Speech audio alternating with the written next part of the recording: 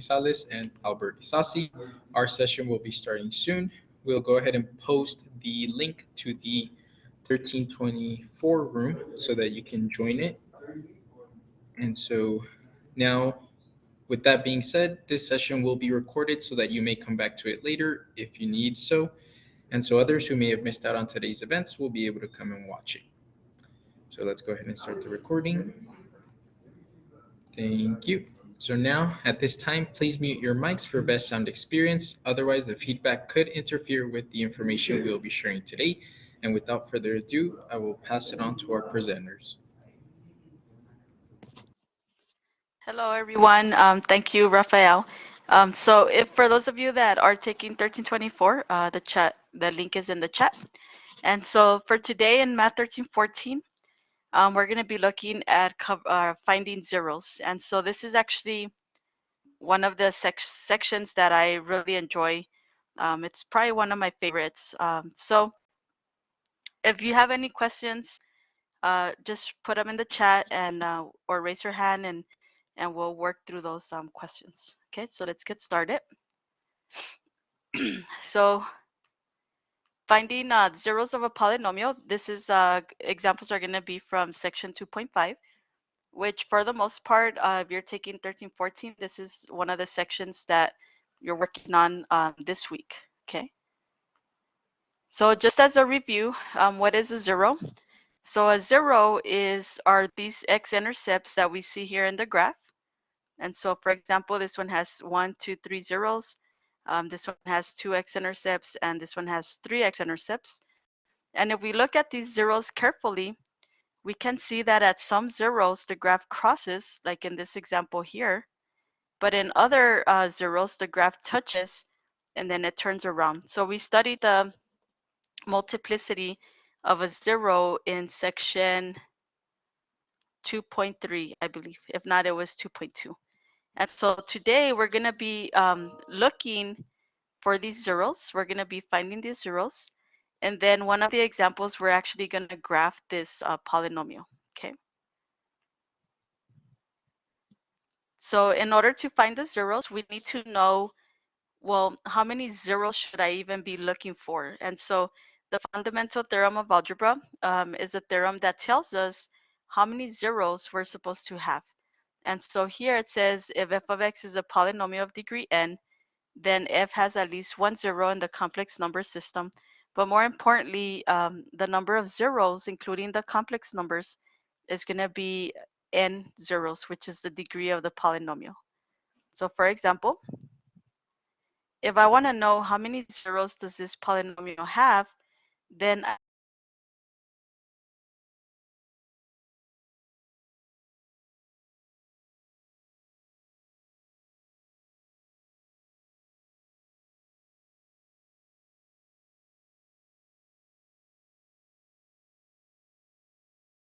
you guys hear me? Sorry, I think I got disconnected for a second. But here we can see that we're going to have 3 zeros. And how many zeros are we going to have for this second polynomial? Anybody want to try it in the chat? Okay, so the degree for the second polynomial is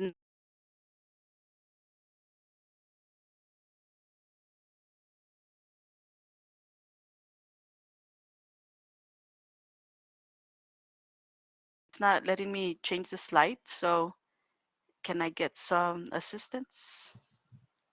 Thank you. So we're going to have 6 zeros here. Okay, so let's look at how do we find these zeros. And so these 3 examples are examples that maybe we even solved for in chapter 1. And so we'll go with the very basic one, which is letter A. The first thing we have to do is set it equal to 0 and then solve for x. So in this example, I added a 2 and I got x is equal to 2 is my 0, which is right here. Since the 2 only appears an odd number of times, then the graph is crossing. Then we get a little bit more complex, right? So we have a quadratic equation. So again, the first thing we want to do is set it equal to 0. And then since this is quadratic, you have options. You can factor or you can use the quadratic formula. or you complete the square. There's different options that you can use.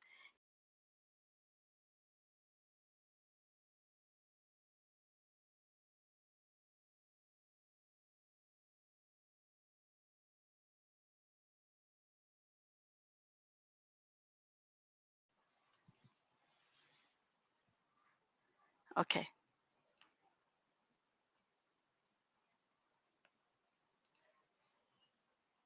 Can you guys hear me? Yes, ma'am.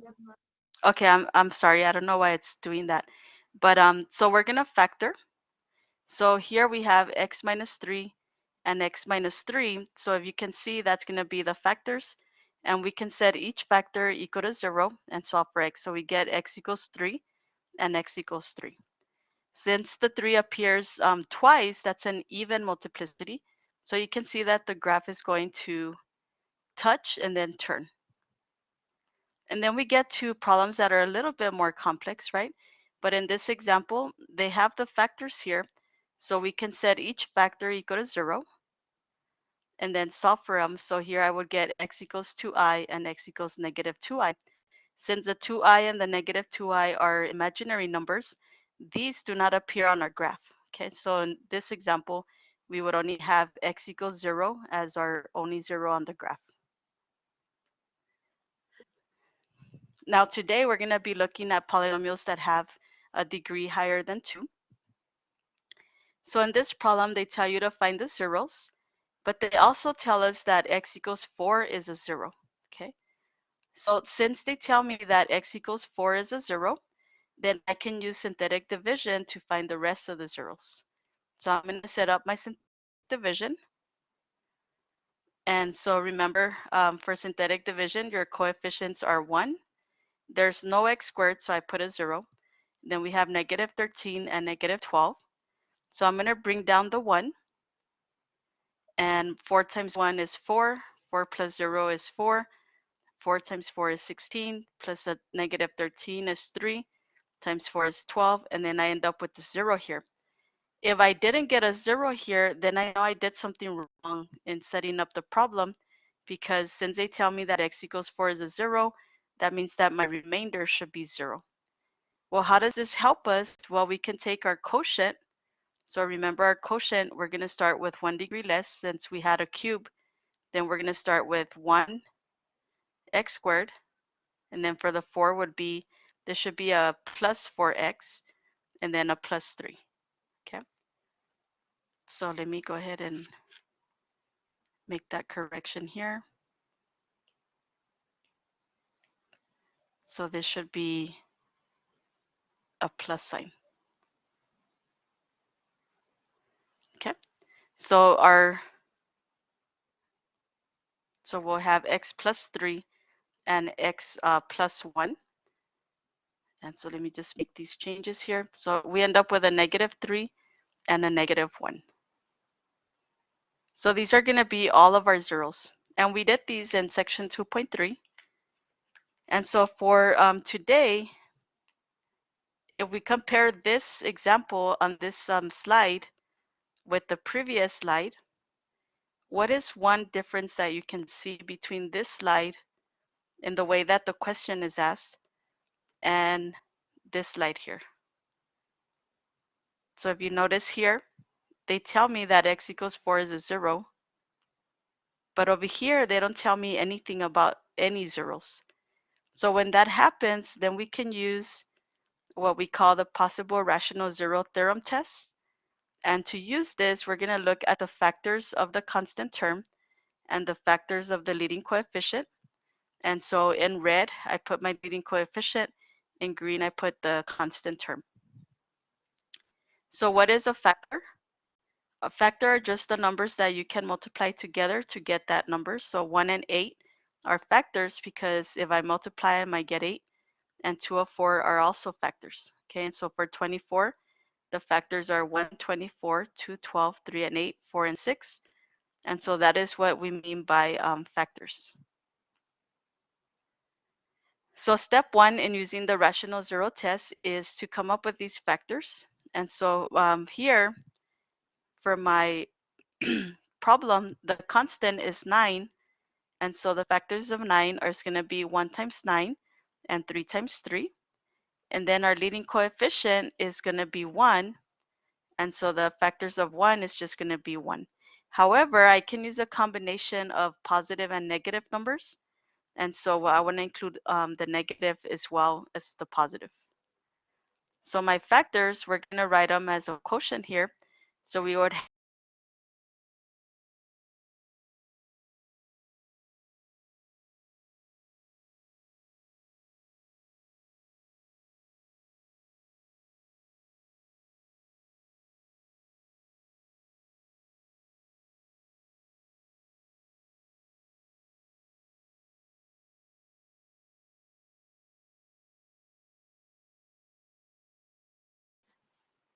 Okay, so I apologize. I don't know why my computer is doing that.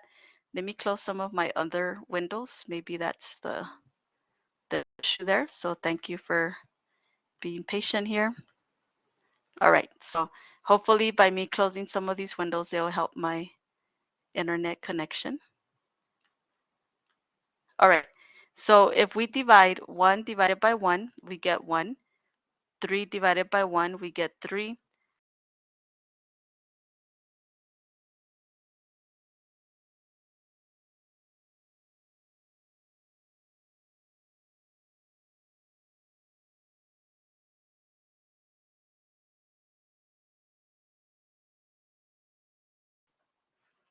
Sorry guys, let me see if I can just connect to my phone and that way we don't have the issue.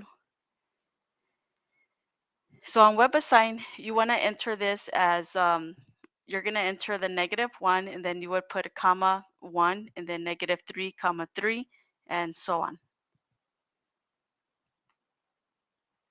Okay, so once you have your possible zeros, then we need to test them. So you can start with any of these numbers, and I'm going to try number 1. So I'm going to use synthetic division, and so I bring down the 1. 1 times 1 is 1. 1 plus 1 is 2, and then 1 times 2 is 2. So then -9 times 2 is -7, and -1 times 7 is going to be -7, plus a 9 is 2. Well, notice here that my remainder is not 0. So that is not what I was hoping to get, right? So all that tells us is that x equals 1 is not a 0. But it's okay because we still can try the other possible zeros. So I'm going to try -1. And so I go with synthetic division again, and end up with our 0. And so when you get the 0, then that's going to be a good thing for us, okay? Because that tells me that x equals -1 is a 0. But more importantly, we can use our quotient. So let's look for our quotient. Since we had an x cubed, then we're going to start with square. So we get x squared minus 9. And so to find the rest of the zeros, we're going to set it equal to 0. I'm going to add 9 on both sides and then take the square root. So I end up with x equals plus or minus 3.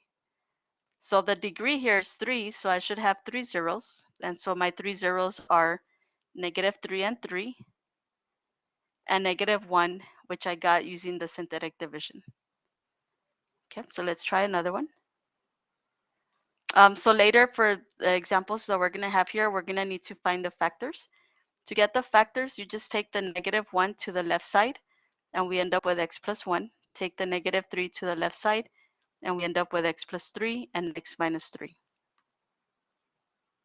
Okay, so let's try this one. So again, we can start with the the possible zeros. So my constant term is 1.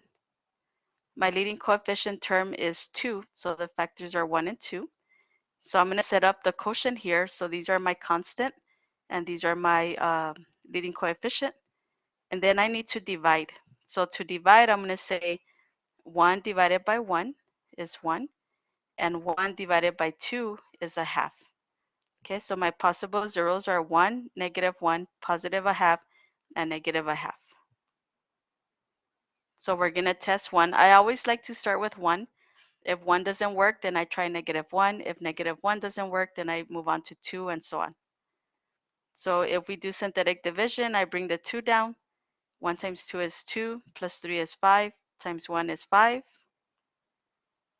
And then 5 plus 0 is 5, and then times 1 is going to be 5, and we get a 4. So that wasn't good. So we try the next number, which is -1. And so if I do synthetic division, then we can see that we're going to end up with 0. So that means that -1 is a 0. And now we can take our quotient, which is going to be 2x squared plus x minus 1. And notice that it's quadratic. So making it quadratic is actually very good because you have more options in solving that equation. For example, you can try to factor or you can use a quadratic formula. I always like to check if it factors. And so we can see here that it is factorable. So we get 2x minus 1 times x plus 1 equals 0. Set each factor equal to 0 and then solve for x. So I'm going to add the 1 on this side and divide by 2. And I get x equals a half. And then I'm going to subtract the 1 on the right side, and I get x equals -1. So my zeros, I should have 3 because of the degree. And so I listed them here for you. Now notice here that you have x equals -1 and x equals -1. So it appears twice. That means that the multiplicity is even. So when we graph it, that just tells you that the graph is going to touch at -1 and it's going to turn. Okay, so let's look at another one. So for this example, I'm going to show you 2 ways that you can work it out. Okay, the first way is just doing what we have been doing. The constant, there's no constant here, so that's just a 0. And my leading coefficient is 1. So my possible zeros would be 0 divided by 1, which is going to be 0. Okay, so we only have 1 0 to try. So let's go ahead and try it. Now, if this 0 doesn't work, that's a possibility, then it's just telling you that there's no rational zeros. Okay. So here we have -1 that comes from the t6. And then this would be a t to the 5th, t to the 4th, t to the cube, t squared. And then this would be t, and then this would be your constant. And so if I bring the 1 down, 0 times -1 is 0, plus 0 is 0, times 0 is 0, times 0 is 0, plus 0 is 0, and then times 0, we get 0, and then we add the 1, times 0 gives us 0, and so on. Okay, so our quotient, since we had a 6, we're starting with 5, so we get negative t to the 5th. This would be the 4th, the 3rd. This would be squared, so this is going to be a t, and then this is our constant. So this is going to be our polynomial. Well, this is not quadratic, so we can start the process again using t to the 5th plus t. Well, since there's no constant, the only possible 0 is going to be 0 again. And so if I list my coefficients here, I bring down the -1 and we do the multiplication, we end up with remainder 0. And so I can get my quotient. Since I had a 5, now I go to the 4. And then here we can start the same process again. We can find the factors of 1 and then try the 1 and so on. But t to the 4th plus 1, maybe that's factorable. And so in fact it is. So if I have negative t squared minus 1 times t squared minus 1, that's going to be negative t to the 4th plus 1. So I can set each factor equal to 0. And then I can solve for t. So if I add 1, I get negative t squared equals 1. Divide by negative, so I get t squared equals -1. Take the square root. Since I have a negative, then that just comes out as plus or minus I. On the right one, we have add the 1 to both sides, take the square root, so we end up with plus or minus 1. So I should have a total of 6 zeros. So let's see if we found them all. So t equals 0, that was the first synthetic, and then t equals 0, that was the second synthetic, and then t equals 1 is from here, and t equals -1, t equals I, and t equals -I. So here's our 6 zeros. And you can see the graph. At -1 and +1, it's just crossing because it appears once, but the t equals 0 appears twice, so the graph touches and then it turns. So this is one method that you can use, right? Especially if you feel more comfortable with synthetic division. But I tell students that always look at your polynomial because you might be able to factor from the beginning. And if you can factor from the beginning, then sometimes it makes the problem a lot quicker. And so here I noticed that t squared minus t to the 6, well, they have a t squared in common.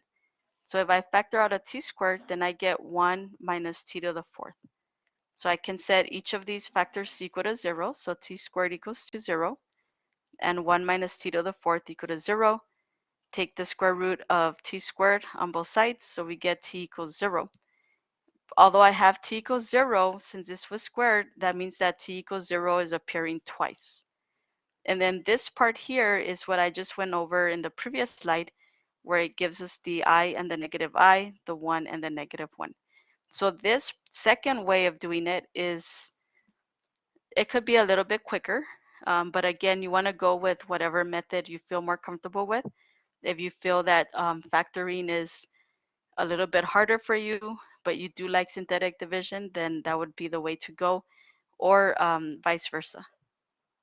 And this has x equals 0, x equals 0. It should really say t equals 0 and so on. Okay, so this one here, just ignore this slide. I thought I had deleted it, but it stayed there. Okay, let's look at this one. So now we're looking at a polynomial with a higher degree. So we're no longer looking at a cube. Now we have to the 4th, okay? But that's okay because we use the same strategies. So your constant is 24. So we're gonna find the factors of 24. So that's 1 times 24, 2 times 12, 3 times 8, 4 times 6. My leading coefficient is 9. So the factors of 9 are 1 and 3 and 9. So if I divide these, get the quotient, then it looks like this, right? All the green ones are my constant, and then the red ones are my leading coefficient. So to divide, it's going to be a long list. So it's going to go 1 divided by 1, 2 divided by 1, 3 divided by 1, 4 divided by 1, and so on. But then we have to say 1 divided by 3, 2 divided by 3, 3 divided by 3 is 1, so we don't have to write it again. 4 divided by 3, 6 divided by 3 is 2, 8 divided by 3, 12 divided by 3 is 4, and then 24 divided by 3, and then we start with 9. 1 divided by 9, 2 divided by 9, and so on. So your list is going to look like this, right? And so we were at 3. So 3 divided by 9 is actually 1/3. And so 1/3 is already there. You don't have to write it again, and so on. So you might be thinking, wow, this is a lot of like numbers to check. It is a lot of numbers, but it is a smaller list compared to infinity, right? Because without this list, then you would have an infinite amount of numbers to check. And so with this theorem, it just kind of makes our list a lot smaller and a little bit more organized. Okay, so you can start anywhere. I'm going to pick 1 because that's always the one that I go to. And so if I do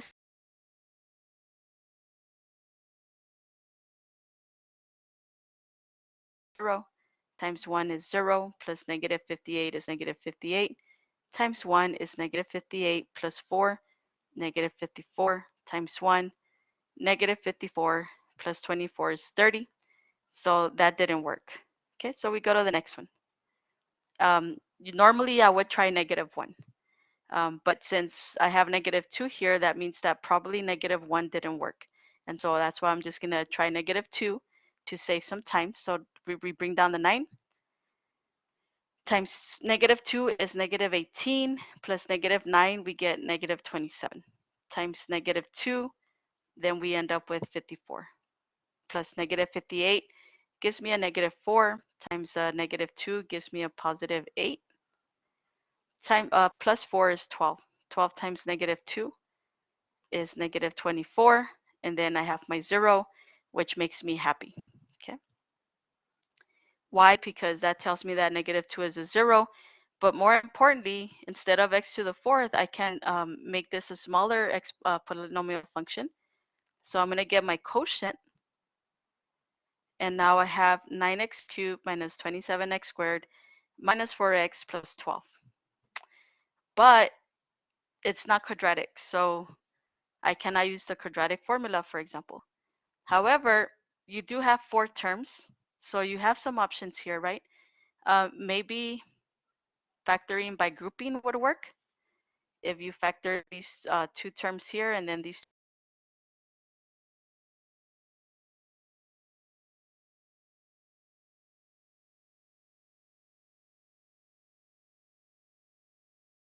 you just start the process all over again. Can you change the slide for me? Thank you. So we repeat the process. Now we're going to look at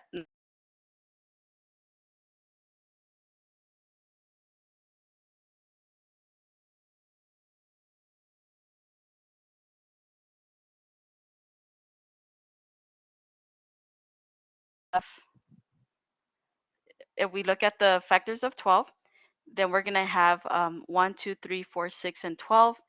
And then the factors of 9 are 1, 3, and 9. So if we divide, then we have 1 divided by 1, 2 divided by 1. That's going to give us 1 through 12 here. And then 1 divided by 3 is 1/3. 2 divided by 3 is 2/3. And 3 divided by 3 is 1, which is already here. And then 1 divided by 9 is 1/9. And so on. 2 divided by 9 is 2/9, and so on. So I'm going to check 3. I probably checked 1, and that probably didn't work. And I probably checked 1, and that probably didn't work. So then you would check 2, that doesn't work, and then -2. So then 3 works. Bring down the 9. 9 times 3 is 27, plus a -27 is 0, times 3 is 0, plus -4 is -4, times 3 is -12. So we end up with our 0. So I can break down my polynomial down further. And since I had a cube, now I'm at x squared. So 9x squared minus 4. Set this equal to 0. And then we're going to end up with 9x squared equals to 4. Divide by 9. And then take the square root. So the square root of 4 is 2. The square root of 9 is 3. So we get x equals plus or minus 3. Okay. So altogether, if we list the polynomial, what we got, we had a 0 at x equals -2, 1 at 3, and then the ones that we got from taking the square root. Okay, so let me go to the next one here.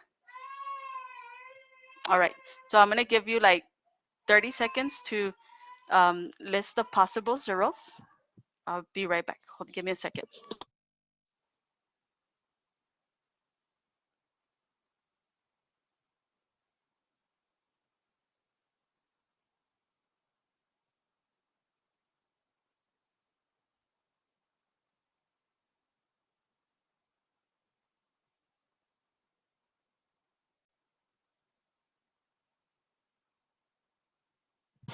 Okay, so this problem, we actually already worked out the zeros, okay? I think it was like the second example, if I remember. So I'm just gonna list them for you. And I showed you the work here that we did in the previous slides. But the important thing here is the actual zeros, okay? And so I listed them here for you. And these were the possible zeros, but the ones that work were -3, -1, and 3. And now we're gonna sketch the graph. So now we're gonna bring things that we learned in 2.2 and 2.3, and we're gonna put it all together so that we can make this graph. And as a review, I'm going to review some of those items. Not in like it's not gonna take a long time, but I'm still gonna go over it. So in order to sketch the graph, you need to be able to find the end behavior, and you need to know the multiplicity of each zero. More importantly, if it touches or crosses, then we're gonna find the zeros, which we already did, and then we're gonna find the y-intercept, okay? So for the end behavior, these were the graphs that I had shown in probably like 2 weeks ago. But the end behavior is going to be one of these 4 situations here. And so our polynomial has a degree of 3. So that means that it's going to be like this third graph or this fourth graph. But my leading coefficient is positive. So that means that the behavior is going to be like this third graph here. So it's going to rise to the right and it's going to fall left. Okay. Now for the multiplicity, this was our 2 situations here. If a zero will touch and turn like it does here, if its multiplicity is even. So remember, multiplicity just means how many times does that 0 repeat itself. And then it's going to cross if its multiplicity is odd. So for us, our zeros are -3, -1, and 3. And they all appear just one time. So that means that their multiplicity is odd. So at each of these points, the graph is going to cross. Okay, so I went ahead and wrote it here for us. Now the y-intercept is whenever x is 0. So if you let x equal 0, this becomes 0, this becomes 0, this becomes 0. So we're just left with -9. And then in order to make a better graph, then we would need to pick additional points. Okay, so now that we have our information, then we can start to graph it. So the first thing is plot your zeros. And then we're going to apply the end behavior. Okay, so let me see. The picture didn't come out. So I'm going to have to draw it. Okay, not a problem. So let me go ahead and get my pen. And then before I start drawing, let me just come here and write down the zeros so that I don't forget what they are. So those are our zeros, and then our y-intercept is -9. Okay. And I'm going to just skip all the way till we get to this page. All right, so if I draw this graph, then we're going to have our zeros, which are -3. So right here. And then -1 and +3.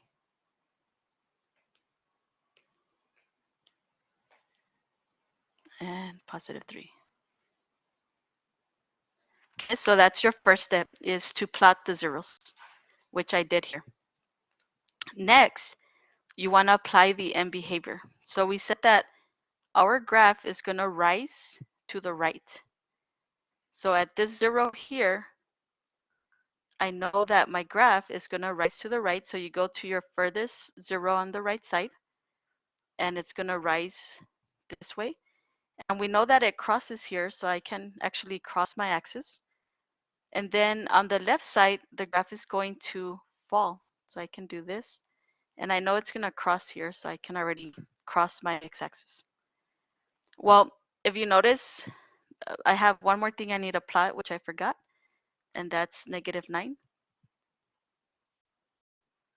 which is all the way down here. Okay. So if you notice, there's like some gaps in there. We don't know what the graph does, right? So that's where it's important to find additional points. And so for this example, I chose -2. And so if we plug in -2 in for all the x's here, we end up with a +5. Okay. And then I also picked 1. And so whenever we plug in 1, we end up with a -16. And then I plug in a +2 and we end up with a -15. Well, one of the questions I get asked is, well, how many additional points should I use? And I always say, I mean, it's really up to you. If you have an idea what the graph's going to do, then as many as you need. But I do recommend that you pick any additional points between the zeros. And that's why I picked the -2, because it's between 2 zeros. And then I picked negative or +1. But then for +1, I wasn't sure if the graph was going to go further below or not. So then I picked +2. Okay, so I'm going to plot these points. So again, the answer there is basically pick as many as you feel you need. And I'm going to go 1, 2, 3, 4, 5. So that's going to be here. And then for the other one, we had 1 and negative 16. So it's going to be all the way down here. You can't see it. So I'm just going to kind of draw a little point down there. It's going to be like further down than where I can draw. And then f of 2 is negative 15. So it starts coming back up. Okay, so let me get my pencil again. And so I know that the graph is going to go up. And at this 0, it's going to cross. So it's going to come back down. And then it's going to go back up. Okay, so my graph is not as pretty as I wanted it to be here, but at least we get the idea. So most of these graphs are multiple choice, so you would be able to select the correct graph on WebAssign. But I did graph it for you on the computer so that you can see what it looks like. Let me see if it's here. So here it is. So you can see the behavior, right? It's going down on the left, it's going down on the right, and then our zeros are right here where the graph is crossing. And then we have our negative 2 and 5. And then you can see the points below, but it goes down and it comes back up. Okay. So again, in order to graph, you have to find the end behavior, determine if the graph touches or crosses at each of the points, and then plot some additional points. Okay, so the next example is, actually I get asked this question quite a bit, this one and the last example. So that's why I chose it for Friday Happy Math. So here it says find a polynomial function, and then they tell you that 3 and negative 4i are zeros. Okay, so what is it that they want us to do?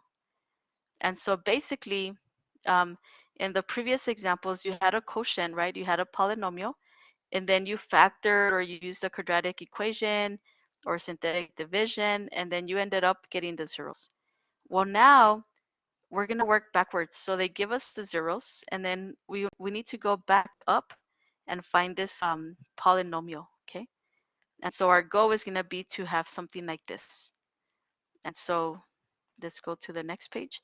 So the first thing is look at our zeros. They tell me that we have a 3 and a negative 4i. Well, that first theorem that we looked at tells us that if you have a complex number, it should come in pairs. So if negative 4i is a 0, then its conjugate is also going to be a 0. Okay, so we're going to have, let me go back here. So not only is 4i a 0, the conjugate is also a 0. So that's why I included it here. X equals 4i. So now I know that I have 3 zeros. So my degree is going to end up being a degree 3. So I can take my zeros. These are my zeros. And I can find the factors. So again, to find the factors, we are just taking the 3 to the left side. So we get x minus 3. Take the negative 4i to the left side. So we get x plus 4i. And then we get x minus 4i. Okay. So what we're going to do is we're going to list the factors. So I'm going to have some polynomial is equal to some leading coefficient. I don't know what it could be, right? So I'm just going to call it an. And then here are my factors. So I'm going to multiply my factors out. And I encourage you to do the imaginary factors first. So I'm going to have x times x is x squared. X times negative 4i is negative 4ix. And then 4i times x is 4ix. And 4i times negative 4i is negative 16i squared. Well, let's simplify a little bit. Negative 4ix plus 4ix is 0. And I squared is the same as negative 1. Okay, so I squared is the same as negative 1. So negative 16 times negative 1 is positive 16. And so now we have this polynomial. And we multiply the next two factors. X times x squared is x cubed. And then x times 16 is 16x. Negative 3 times x squared is negative 3x squared. Negative 3 times 16 is negative 48. And so for this problem, this is all the information that they gave us. And that was it, right? So let's put these in a little bit better order. So I'm going to have x cubed minus 3x squared plus 16x minus 48. but I don't know what the leading coefficient is because they don't give me enough information. So in reality, this could be any number. So I always just put it as 1. And then 1 times all of this would be x cubed minus 3x squared plus 16x minus 48. Now, this is not always the case because sometimes they do give us information so that we can find the exact leading coefficient. But if they don't give you any other information, then you can use any number you want. I would recommend 1 because that would be the easiest to work with. Okay. Now, if you look at this example, now they give me the degree, they give me the zeros, but then they give me a solution point. And this solution point is it's what's missing from this problem, and that's why I can't find the actual leading coefficient. But now in this example here, they give me more information, so I'll be able to find my leading coefficient. Okay, so again, since the degree is 4, that means I should have 4 zeros. And that fourth zero that's missing is going to be the conjugate of I, which is negative I. So these are my zeros, negative 4, 1, I, and negative I. My factors are x plus 4, x minus 1, x minus I, x plus I. And so I set it up as a product of factors. And I'm going to multiply my imaginary factors first. X times x is x squared. X times I is ix. Negative I times x is negative ix. And negative I times I is negative I squared. So these are going to cancel. My I squared is going to be a negative 1. Okay, so let me go to the next one. And then negative and negative is a positive. So we end up with an times x plus 4 times x minus 1 times x squared plus 1. So now we can multiply these 3 factors. It doesn't matter which order you multiply. I'm going to multiply x times x squared is x cubed. X times 1 is x. Negative 1 times x squared is negative x squared. And negative 1 times positive 1 is negative 1. Okay, so then we keep multiplying. So we have x times x cubed is x to the 4th. X times x is x squared. X times negative x squared is negative x cubed. X times negative 1 is negative x. And then 4 times x cubed is 4x cubed. 4 times x is 4x.